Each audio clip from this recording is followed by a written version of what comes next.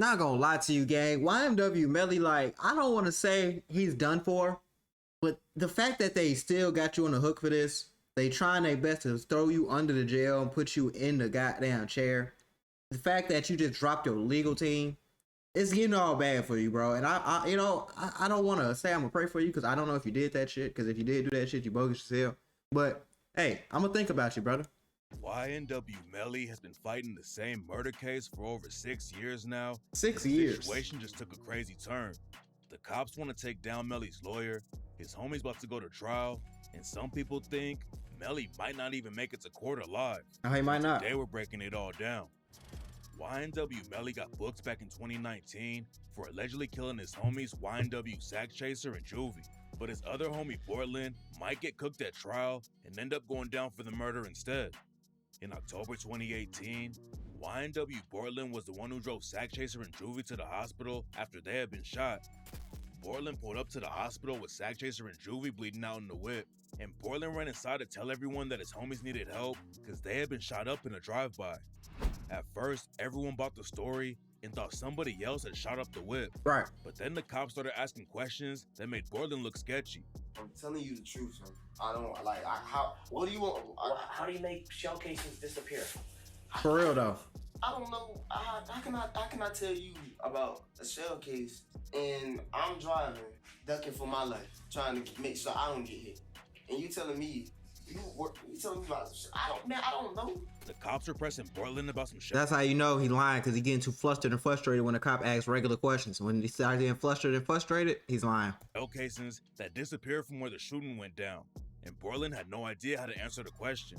And when one of the detectives asked Portland straight up if he would tell them who the shooter was if he knew, Portland said no, because talking could get him killed. And a simple question.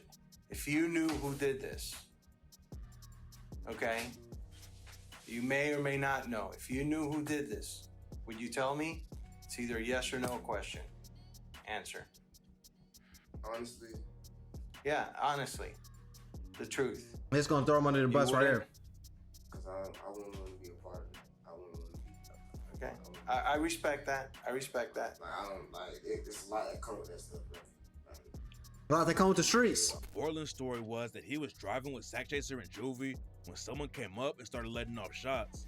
But when the cops looked at the whip, they knew from the jump that his story was capped. The shots that killed Sack Chaser and Juvie came from inside the car, and the blood splatters proved that they had been hit at close range.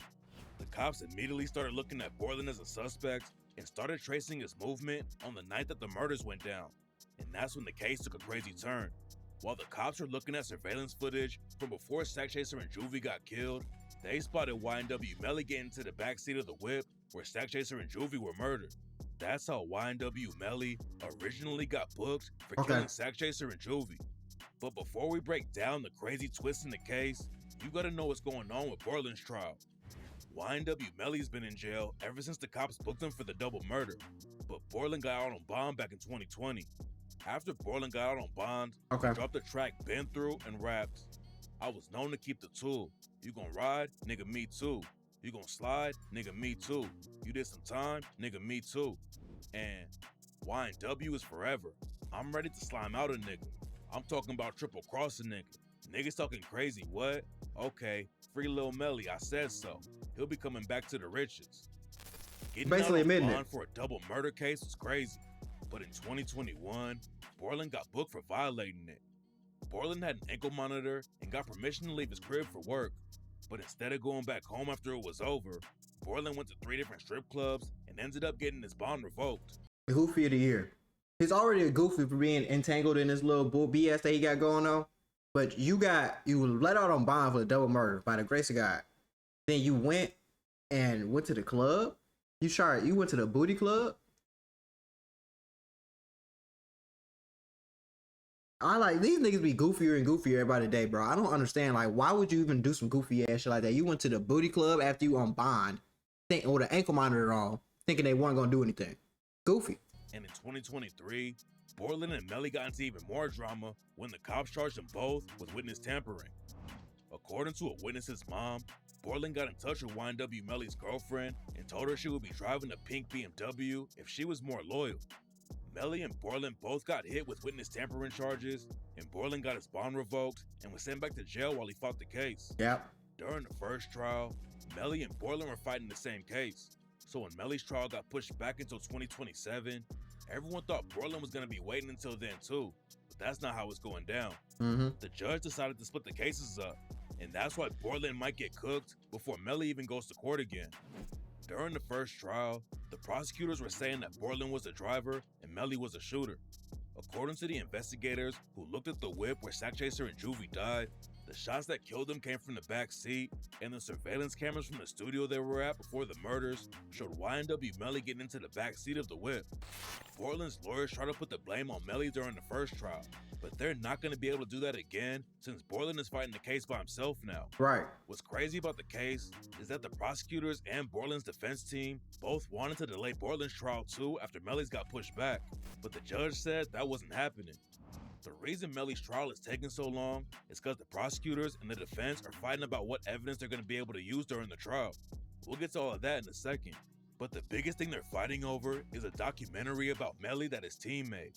Melly told the cops he wasn't even at the scene where Sack Chaser and Juvie got killed, but the documentary that Melly's team made said that Melly was in the drive-by too. Melly's team obviously doesn't want the video to be used in the trial because it goes against Melly's story that he wasn't even there the night when the shooting went down.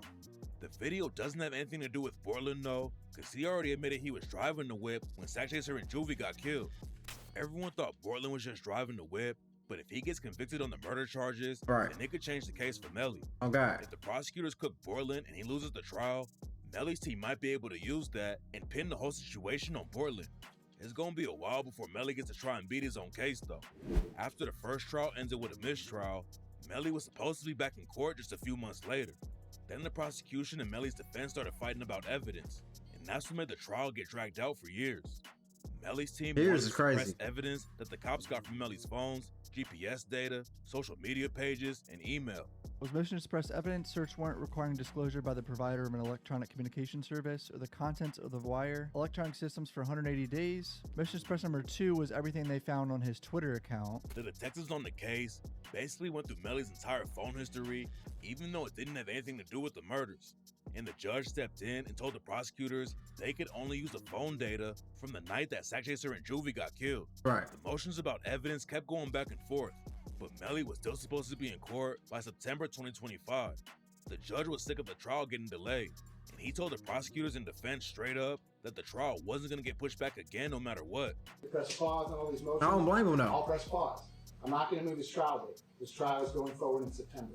So if these motions are heard next month, or they're heard in March, or they're heard in August, or they're heard contemporaneously during his trial, which again would not be the most ideal way to do things. If that's what ends up happening, that's what ends up happening. But the one thing I can tell you is not going to happen is someone that has been in custody for 2,160 days, his trial is not going to be delayed. The judge wanted to push it through though, because Melly's been sitting in jail for years, but that's not how it went down. Melly's defense made another appeal to get the documentary banned from the trial, and that's the main thing holding it up right now. YMW Melly's supposed to get a trial in 2027, but there's been some crazy new drama in the case that could change everything again. In 2025, the news broke that Melly's lawyer, Raven Liberty, is being investigated for witness tampering. It's not clear what the cops think she actually did, because she hasn't been charged with anything yet, but the situation is already making waves in Melly's case. In June 2025, YMW Melly was denied bond again, and Melly's mom said he was pissed at his lawyers. According to Melly's mom, a famous lawyer named Drew Finling was gonna take the case instead.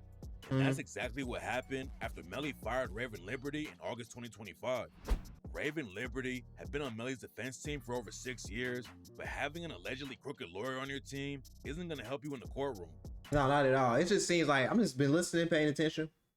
Seems like everything that's possibly could go wrong for Melly's going wrong. Like they trying to get that boy to book. Like, and it really doesn't look good for him, bro. Because if they didn't have the video of him from the studio getting in the back seat, he got in the front, everything would have been cool. But the fact you got in the back seat and then the people were shot from the back seat, it's gonna take a lot, bro, to prove that you're innocent. I don't know if you have a lot of evidence to prove that you're innocent. Somebody's taking the charge though, so it's you or it's him. There ain't nobody else in the car. Nobody else magically finna come pop up and take the charge. One of y'all going to prison for the rest of y'all life, so y'all better start picking and choose. After she got fired, Raven Liberty said that the prosecutors had illegally recorded her and were breaking the law. Getting rid of your main lawyer is usually a bad sign for the case, but Melly scored a big win after he hired Drew Finling. Finling is working with Lil Durk on his murder for hire case right now, and he also defended Gucci Mane, Shaquille O'Neal, and even Donald Trump. Drew Finling taking the case was huge for Melly, but Melly also just lost a lawsuit against the jail he's locked up in. Melly was suing the jail and claimed that he was being kept in total isolation and had even been banned from meeting with his lawyers a few times. Melly's lawyer said he was being kept in really bad conditions that were worse than a third world country that has no protection for human decency. That's Melly most was jails. allegedly locked down in solitary confinement, and even the guards were told not to talk to him. But Melly's been having issues in jail ever since 2020 after he tried to get one of his lawyers and another inmate to sneak a handcuff key to him. Oh wow. That's when they put Melly in solitary, and he started having some crazy health problems too. Before he got locked up, Melly had permanent grills put on his teeth. You gotta take really good care of grills like that, or your teeth will start rotting out. Facts. And that's what happened to Melly. His jaw got infected, and he had a huge hole in his mouth. Damn. The judge wouldn't let him out to get treatment because Melly had just tried to break out of jail. A lot of people think Melly should be free until the trial because it's been taking so long. By the time the second trial starts, Melly will have been locked up for over 8 years in jail without actually being convicted on anything. But Melly's team is also a big reason why the trials kept getting pushed back. I'm not gonna lie though, 8 years, bro. 8 years. This will just be a message for anybody that's even thinking about in the streets, being in the streets right now, or has actively anyone they know is in the streets.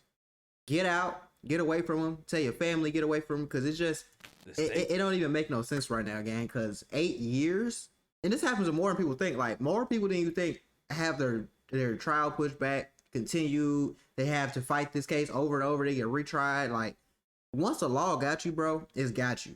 So y'all gotta be smarter about how y'all move and how y'all do things, because it only take one slip up to be in a situation like YMW Melly. So it's looking like he did it, but we won't know for another year, 2, 3 years. So hey man, hope you like jail food.